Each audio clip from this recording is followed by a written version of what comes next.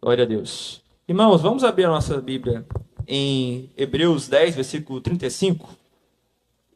Abra sua Bíblia comigo em Hebreus 10, versículo 35. Obrigado. Para a gente poder ler.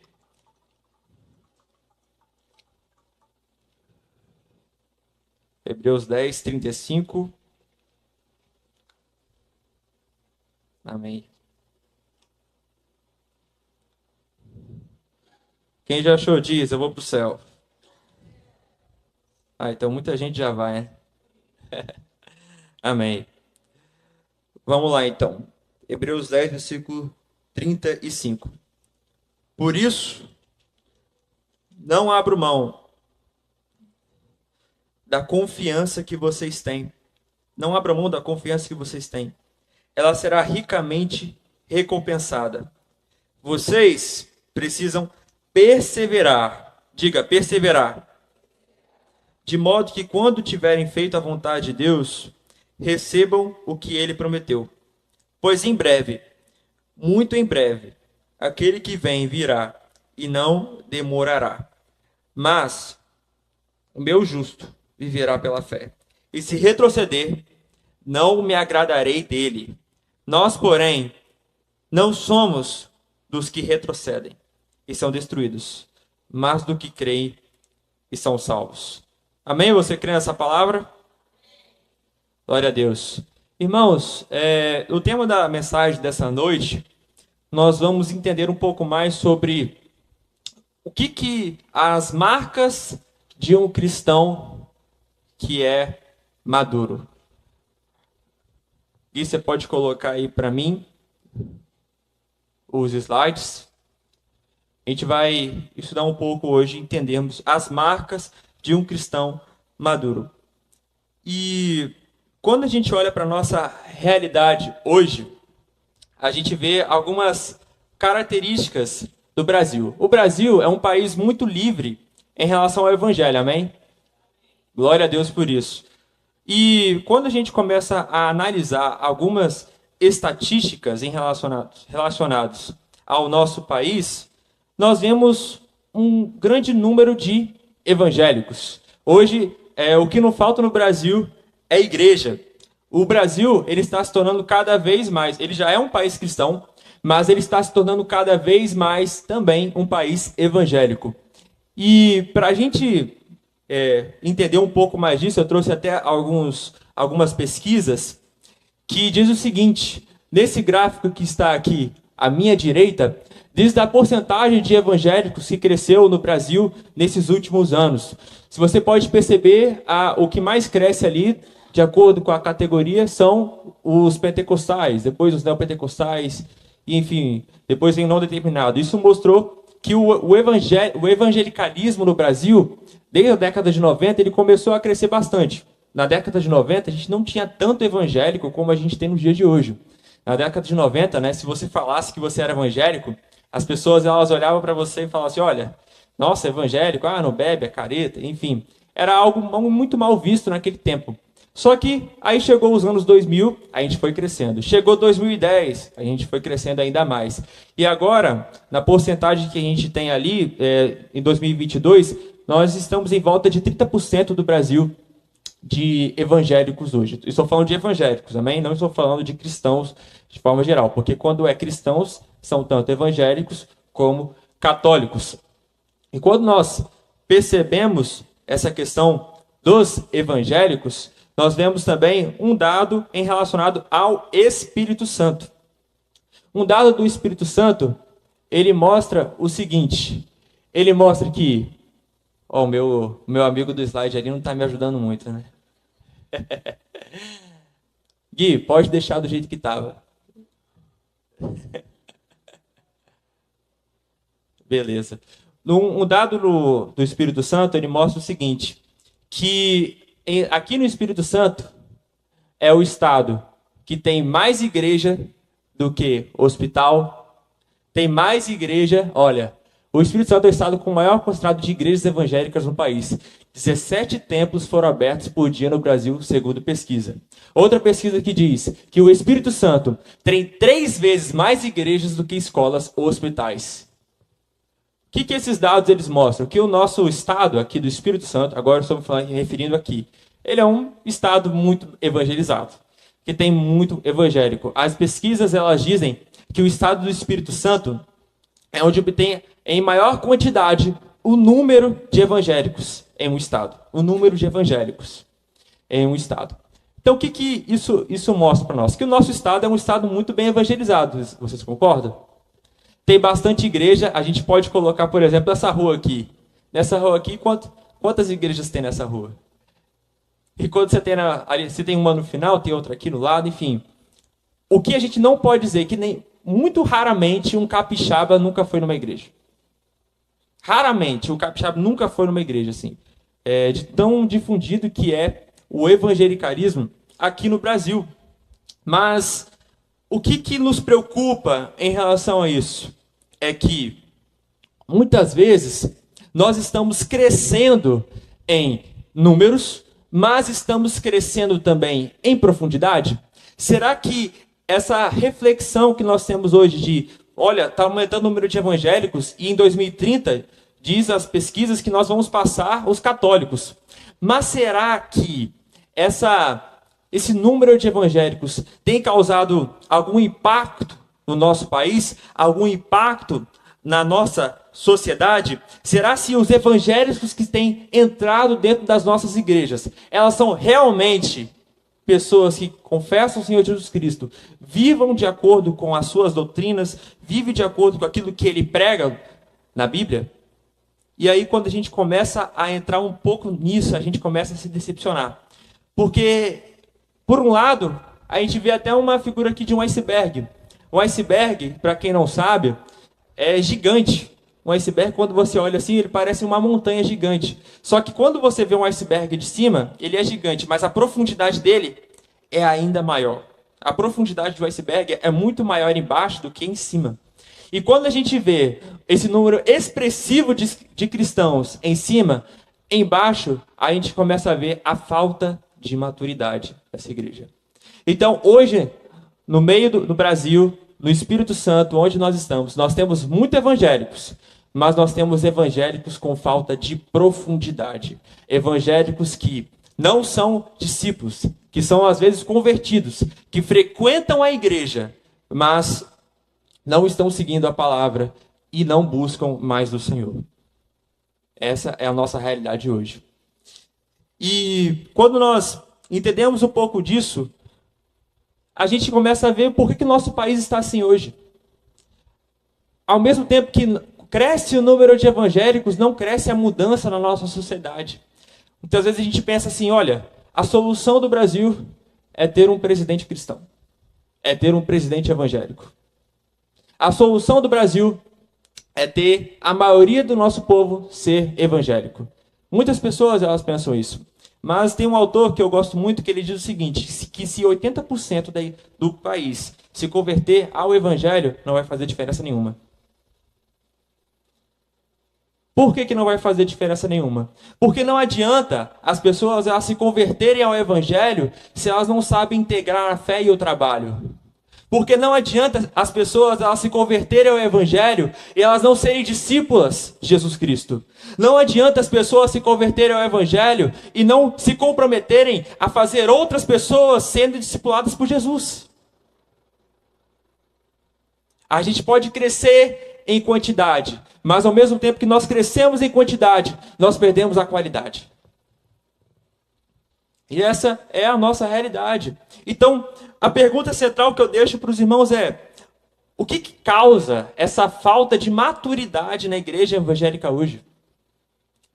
Quais são os problemas que nós temos hoje? Por que nós temos tanta falta de profundidade? E aí que entra o tópico. Uma coisa chamada falso evangelho. O que faz com que o Brasil ele cresça em número de evangélicos estatisticamente, ou seja, de evangélicos nominais, mas faz com que eles percam a profundidade, é a quantidade de falsos evangelhos que são pregados por aí fora.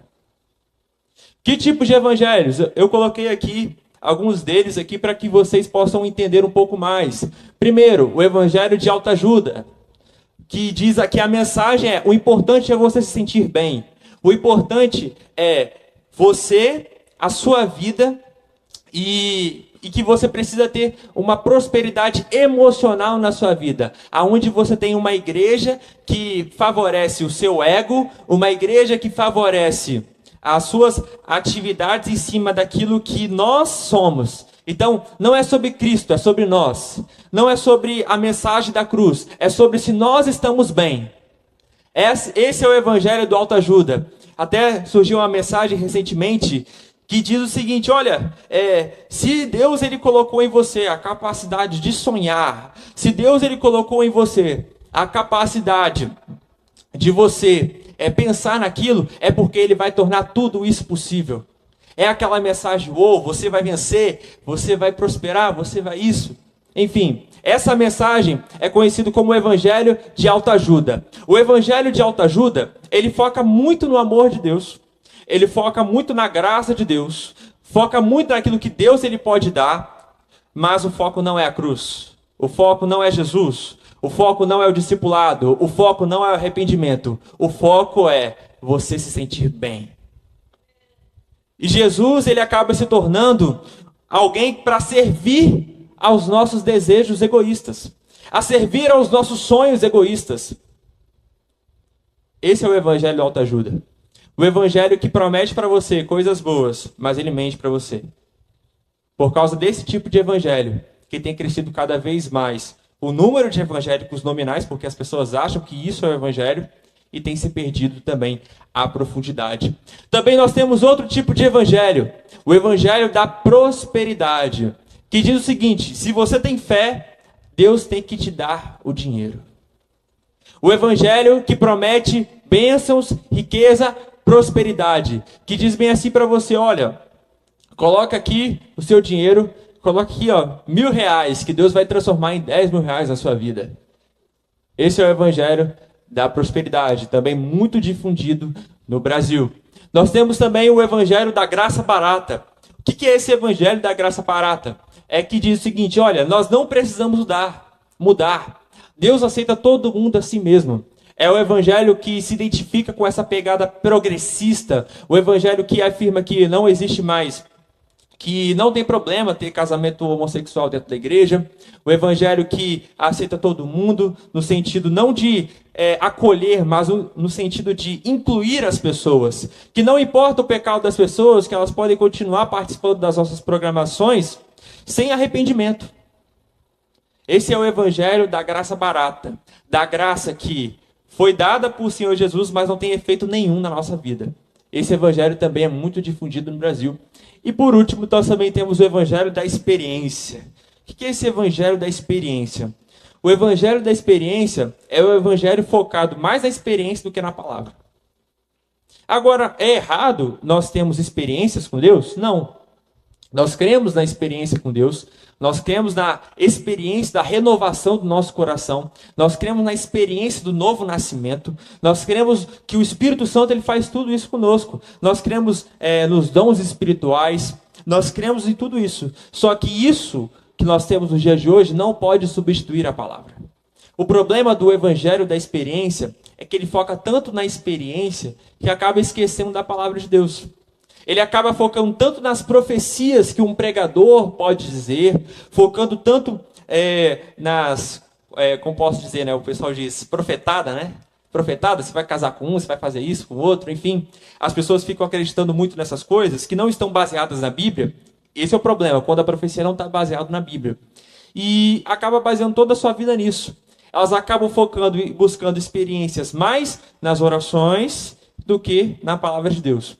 A consequência disso é que se você fica buscando muita experiência e não busca também a palavra, você está conversando com um amigo imaginário. Porque você acha que conversa com Deus, mas na verdade você está conversando com um amigo imaginário, porque você não conhece a Deus. A única forma de conhecermos a Deus é através da palavra. E a experiência ela está aqui para comprovar a palavra, e não ao contrário. Amém? A experiência ela comprova a palavra, não é? Então a gente precisa ler a palavra, termos experiência com Deus, termos relacionamento com Deus, mas precisamos colocar as coisas no lugar. Se uma pessoa chegar aqui e passar uma profecia, mas a profecia não está de acordo com a Bíblia é autoridade, a experiência fica em segundo lugar. A palavra sempre vai ter primazia acima da experiência. E essas pessoas que ficam passando essa questão da experiência, são pessoas que ficam focando mais às vezes no diabo, no poder que o diabo ele tem, do que no poder da cruz. Já viu esse tipo de cristão? Ele fica focando muito assim no que o diabo tem, nos 1000 demônios que existem no inferno. E existem várias pessoas na internet que fazem isso, só que várias coisas daquilo que eles falam não estão na palavra. Não estão na palavra. E qual que é o problema de não estar na palavra? É que não tem fundamento. A gente precisa focar na palavra. E a palavra, ela comprova a experiência. Então, se aquilo que está sendo dito aqui, esse falso evangelho, ele coopera para que as pessoas elas percam a profundidade do que é o evangelho, então como que a gente pode perseverar na fé nos dias de hoje? Como que nós podemos identificar as características de um cristão maduro em um Brasil cada vez mais evangélico? Sendo que está difícil. Então, eu trouxe aqui como proposta para vocês como que a gente pode identificar as marcas de um cristão maduro. E, com isso, a gente se baseou no texto de Hebreus 10, versículo 35 ao 39. Como que nós podemos identificar essas pessoas no Brasil? Como podemos identificar esses cristãos maduros no Brasil? E aí nós temos esse texto de Hebreus. Esse texto de Hebreus, ele conta uma passagem de uma igreja que não estava vivendo de uma forma constante na fé. É uma igreja que estava passando por perseguição. Uma igreja que estava flertando ali com o judaísmo daquele tempo. Então, uma igreja, Hebreus, uma carta do Novo Testamento direcionada para uma igreja que era feita de judeus. E esses judeus tinham se convertido a Jesus, a Cristo. Porém, nessa conversão, por conta da perseguição daquele tempo, esses judeus estavam flertando em voltar para o judaísmo. Ou seja, eles estavam com um pezinho na igreja e um pezinho ali no judaísmo. E o autor de Hebreus, ele faz um desafio para essa igreja. Ele fala o seguinte, olha, para essa igreja não desistir. Ele diz assim para eles, não abram mão da confiança que vocês têm. Ela será ricamente recompensada. Então, perseguição com a igreja sempre teve. Perseguição com o evangelho sempre teve. E não é de hoje que isso começa. A gente está 2000 anos da nossa história e sempre foi assim. A igreja, ela sempre será perseguida. O diabo, ele sempre vai ter estratégias para neutralizar a mensagem do evangelho. E aí, quando a gente faz um paralelo com hoje, da realidade dessa igreja, comparando com os dias de hoje, a nossa luta não é contra a perseguição direta, porque, como eu falei, o evangelho no Brasil hoje ele é muito livre. Nós temos liberdade para pegar a mensagem do evangelho. Porém, a nossa perseguição e a nossa luta hoje é contra esse evangelho raso que hoje existe. Muitos cristãos, eles desistem da fé quando enfrentam dificuldades. Sempre quando enfrenta dificuldades. E por que desiste da fé? Porque foi apresentado para essa pessoa um evangelho que não é o evangelho da Bíblia. Irmãos, se alguém pregar para vocês que vocês nunca vão ter sofrimento na vida de vocês, é o evangelho falso. Por que o evangelho falso? Porque Jesus mesmo disse que no mundo nós teríamos aflições, mas tem de bom ânimo, porque eu venci o mundo. Jesus, ele disse isso. Então, tudo aquilo que está fora do que Jesus ele pregou para nós é o evangelho falso. Promessas vazias, promessas que não estão na Bíblia. E essas promessas que não estão na Bíblia e as pessoas acreditam, elas acabam gerando expectativas com Deus do qual ele não vai cumprir. Ele não vai cumprir. Irmãos, presta atenção numa coisa.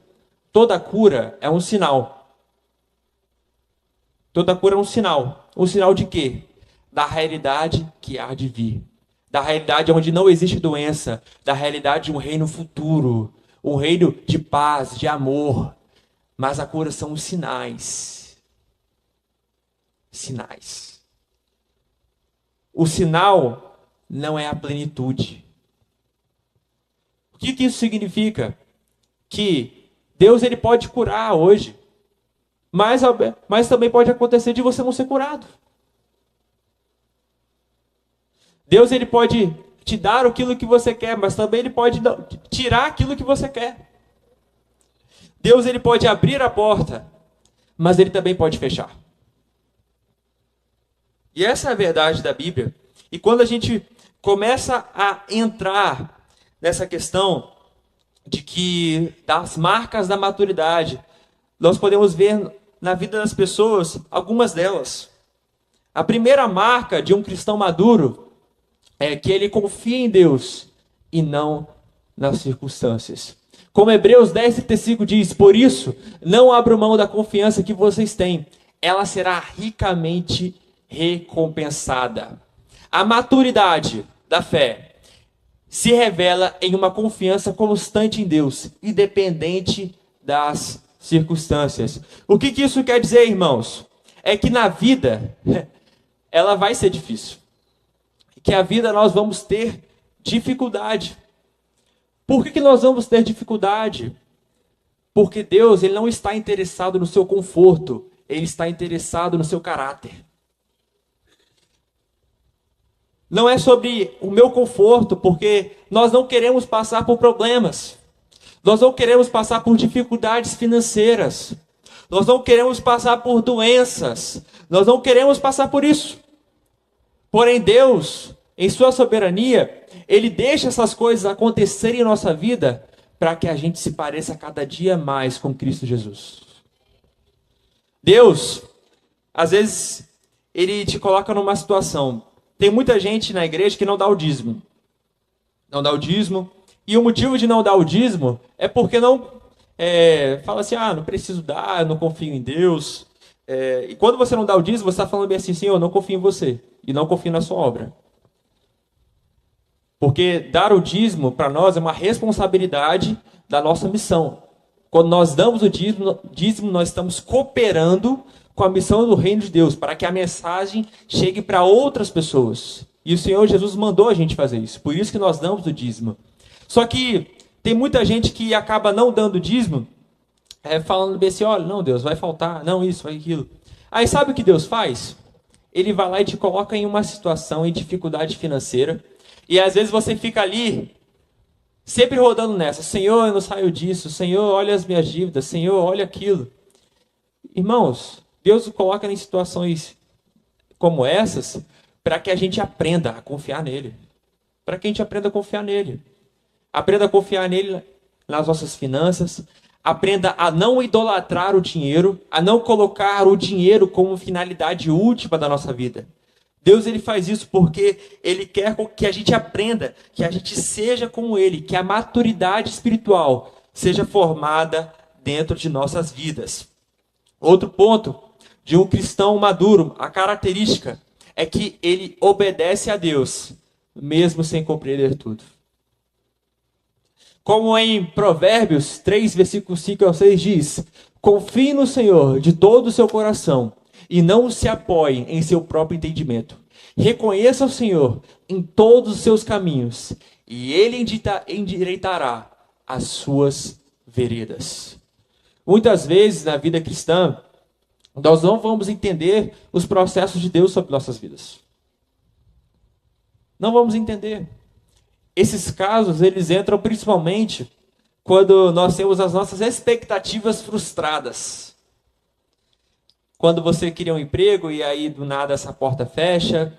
Ou pior, quando acontece algo pior de uma doença vir em nossas vidas. Nós não sabemos os propósitos de Deus, nós não sabemos os seus desígnios. Quando a gente olha para a Bíblia, a gente vê o exemplo de Jó. Jó era um homem temente a Deus, um homem justo diante de Deus, que o próprio Deus fala que Jó é justo. E quando a gente vê ali no início de Jó, quem começa a conversa entre Deus e o diabo sobre Jó, não foi o diabo. Não foi o diabo que chegou para Deus e falou: "E aí, como é que tá Jó?" Não.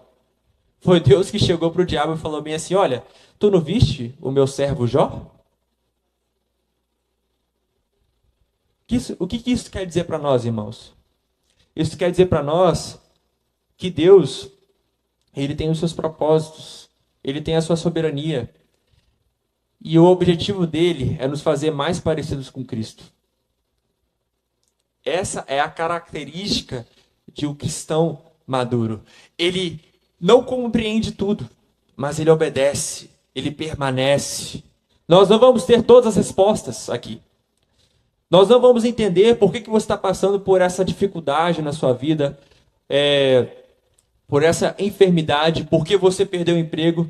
Nós não vamos entender. Talvez a gente só entenda mesmo no céu. Mas isso que é a confiança em Deus. Isso que é a fé. A fé não é aquela expectativa que temos de que vai dar certo. Não, isso aí é pensamento positivo. Fé é confiança em Deus, independente das circunstâncias, sejam elas boas ou ruins. Você vai permanecer obediente ao Senhor, permanecer crendo no Senhor, independente das circunstâncias, mesmo sem compreender tudo. Outra característica de uma pessoa que é madura na fé, a marca de um cristão maduro, é que ele demonstra crescimento no caráter e no fruto do Espírito.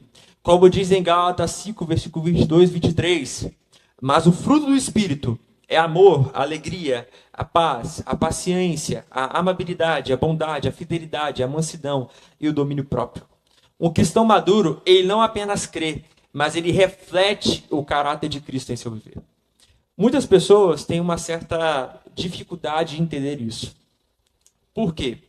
Porque a gente acaba considerando pessoas maduras espiritualmente falando quando elas estão pregando, quando elas estão expondo o ensino da palavra, quando elas estão, enfim, curando as outras pessoas, quando elas estão orando por outras pessoas, quando elas estão servindo na igreja.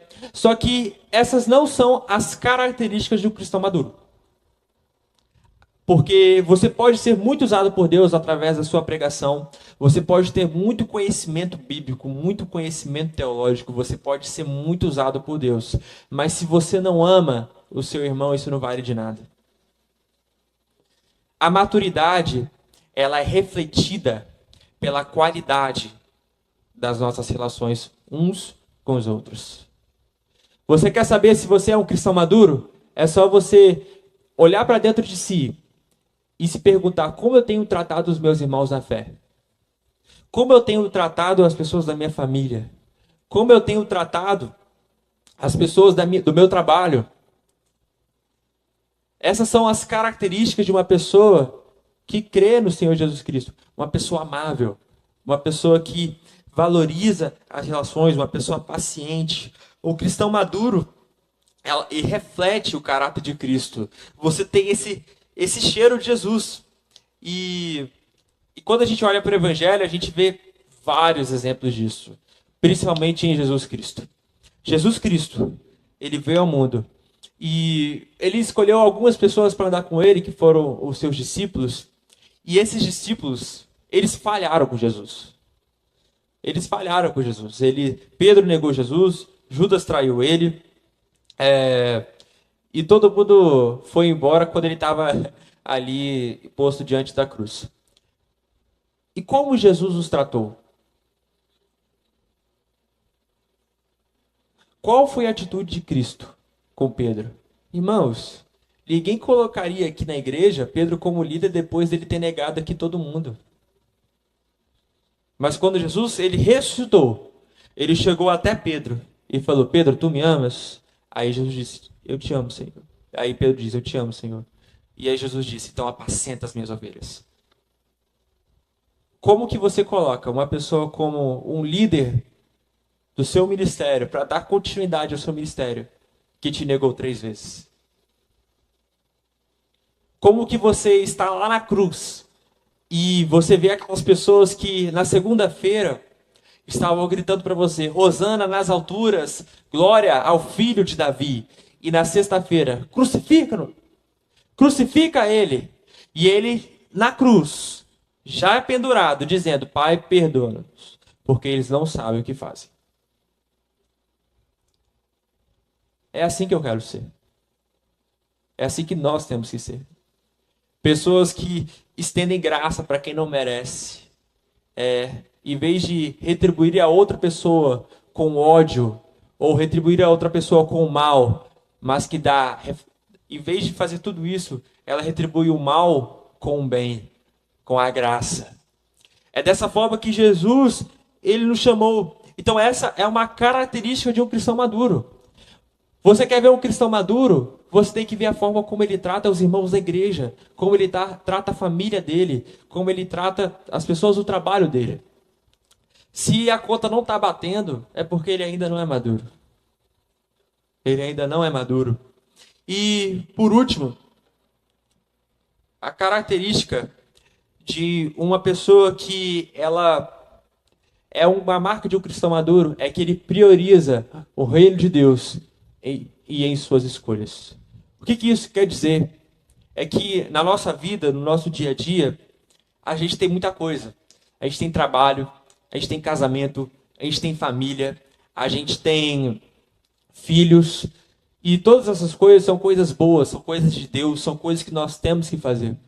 Mas nós temos que buscar em primeiro lugar o reino de Deus.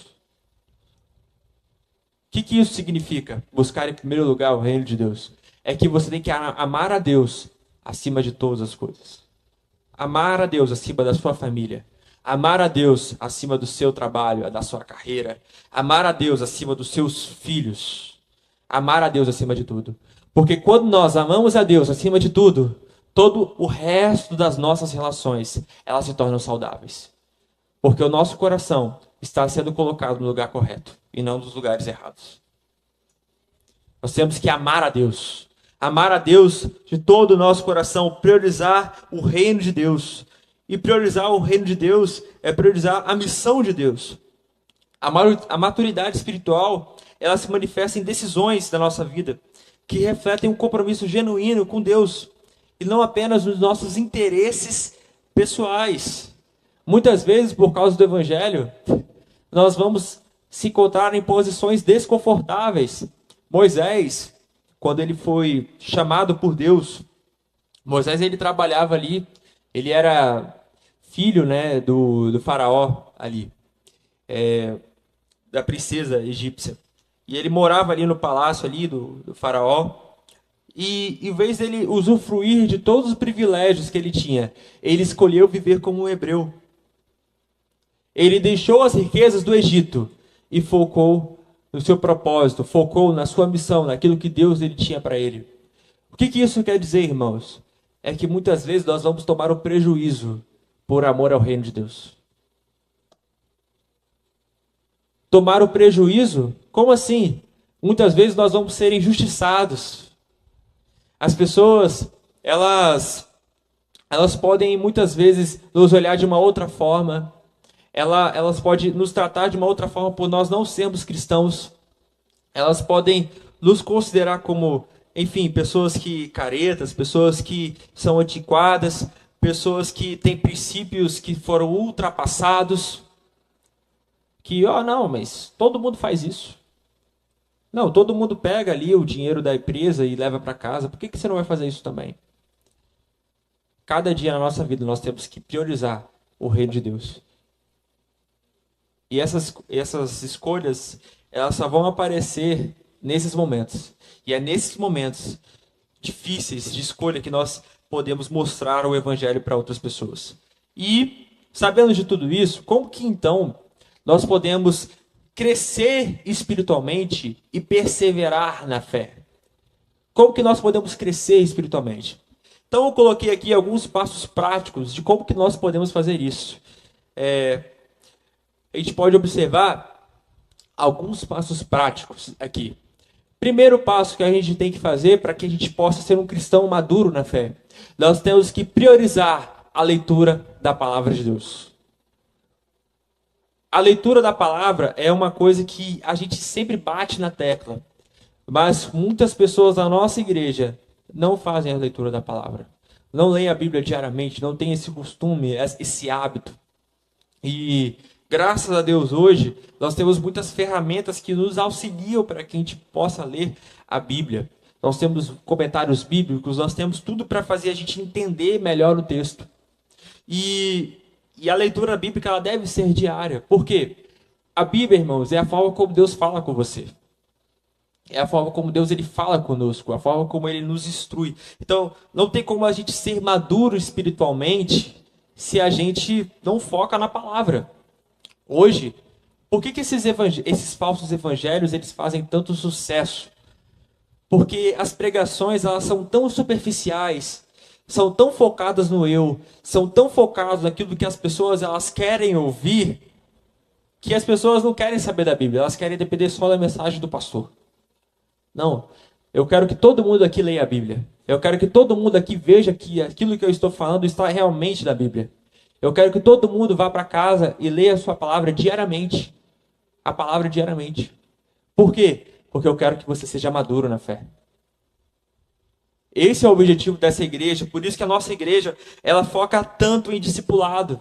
Ela foca tanto em formação espiritual. Ela foca tanto em formação de pessoas. Ela foca tanto porque nós queremos que as pessoas elas sejam maduras em Cristo. Maduras no Senhor Jesus Cristo. Segundo ponto é que nós devemos desenvolver um relacionamento profundo com Jesus. Porque não adianta só nós lermos a Bíblia, irmãos. Nós temos que desenvolver um relacionamento com Cristo. O relacionamento com Cristo é algo muito particular entre você e Ele. Não é uma leitura superficial da palavra. É realmente uma conversa que você tem com Deus. Uma busca que você tem com Deus. E essa busca ela é muito importante. Porque se você só lê a Bíblia, mas você não ora, você vai tratar Deus como religioso. Mas se você só ora e você não lê a Bíblia, você vai tratar Deus como um amigo imaginário. Então você tem que escapar desses extremos. Tanto de não ler a palavra, quanto também de não orar. Você tem que fazer os dois. Ter a leitura bíblica, mas também desenvolver um relacionamento profundo com Cristo. Terceiro tópico é discernir o que é verdadeiro e o que é engano. Irmãos, nós devemos ter esse filtro espiritual no nosso dia a dia, na nossa vida. Cuidado com aquilo que você tem visto na internet. Existe muita coisa na internet, muitos pregadores na internet que estão pregando o evangelho falso. O evangelho de prosperidade afetiva, o evangelho que promete coisas que Deus ele não prometeu, e muitas vezes nós não sabemos discernir isso. Então nós devemos ter esse filtro espiritual no nosso dia a dia. E como que nós temos esse filtro? Lendo a palavra. Lendo a palavra, mas também entendendo a palavra. Nós temos que buscar entender ela. Não somente ler por ler, mas buscar entender. Nós já temos aqui na nossa igreja um plano de leitura que nós passamos ali no ano passado de como fazer o nosso devocional. Nós passamos as recomendações. Olha, leia o Evangelho de João se você nunca leu a Bíblia. Porque o Evangelho de João é um evangelho simples. O evangelho que revela Jesus como Deus. Olha, se você quiser depois ler o Evangelho de João, lê Romanos, depois 1 João, que são cartas práticas. Para você poder começar. Então é só você começar, priorizar e ler a leitura bíblica e entender. Outra coisa que nós devemos priorizar, nós devemos viver uma fé prática e que produz frutos.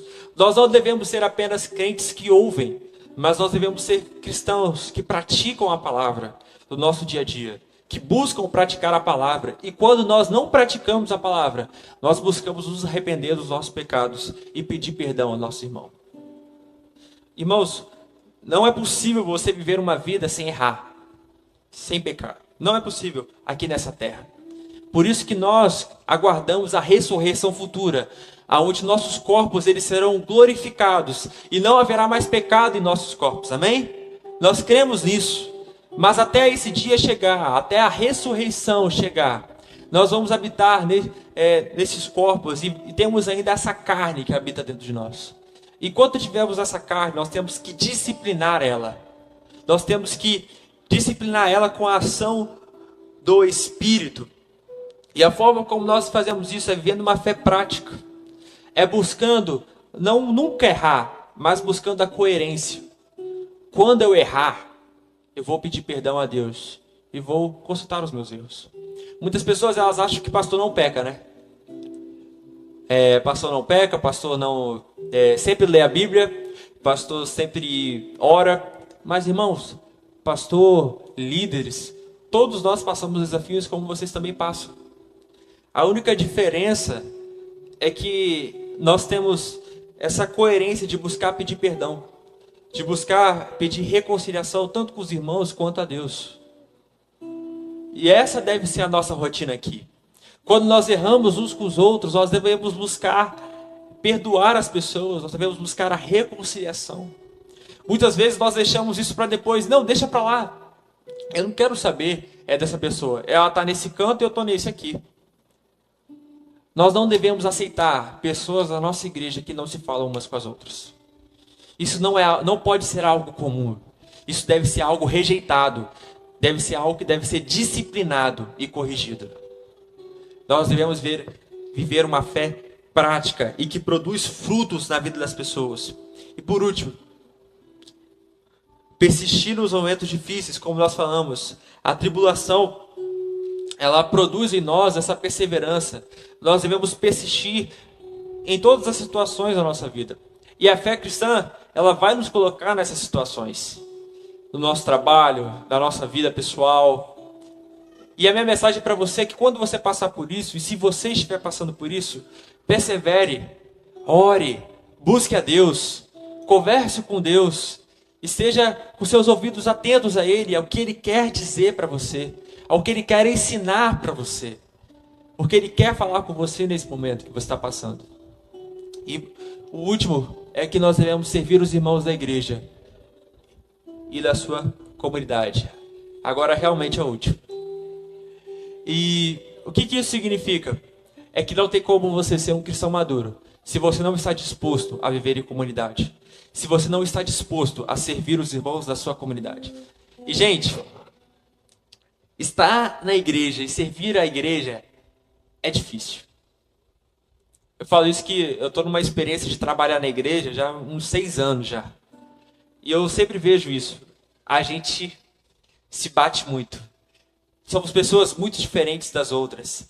E temos pessoas aqui que têm muita coisa de Deus na vida delas. Mas tem muita coisa que ainda pertence à sua velha natureza. A carne. E nós, como cristãos maduros, nós devemos entender esse processo de cada um. Eu não tenho a expectativa que vocês nunca vão errar comigo. Eu espero que vocês não tenham a expectativa que eu nunca vou errar com vocês.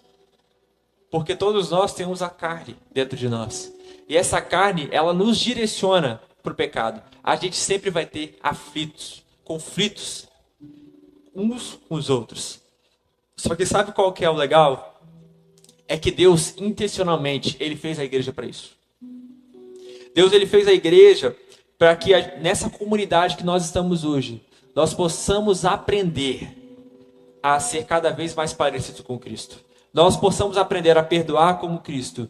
Nós possamos aprender a amar como Cristo. Nós possamos aprender a ser pacificadores como Cristo foi. Deus, Ele nos colocou nessa igreja aqui para que a gente aprenda a viver dessa maneira. Não para que a gente saia confortável aqui. Então, quando você passar por um problema na igreja, parabéns. Deus, Ele quer que você passe exatamente por isso. Para quê? Para que Cristo seja formado na sua vida. Cristo, Ele deve ser formado na sua vida. E aí a gente pode seguir aqui para a nossa conclusão. Que na nossa oração, pegando esse texto base que diz aqui, Hebreus 10, versículo 23. Apeguemos com firmeza a esperança que professamos, pois aquele que prometeu é fiel. Fiel de quê? Fiel para dar tudo aquilo que você quer? Fiel para fazer a sua vontade? Não. fiel para fazer com que você seja semelhante a Cristo Jesus.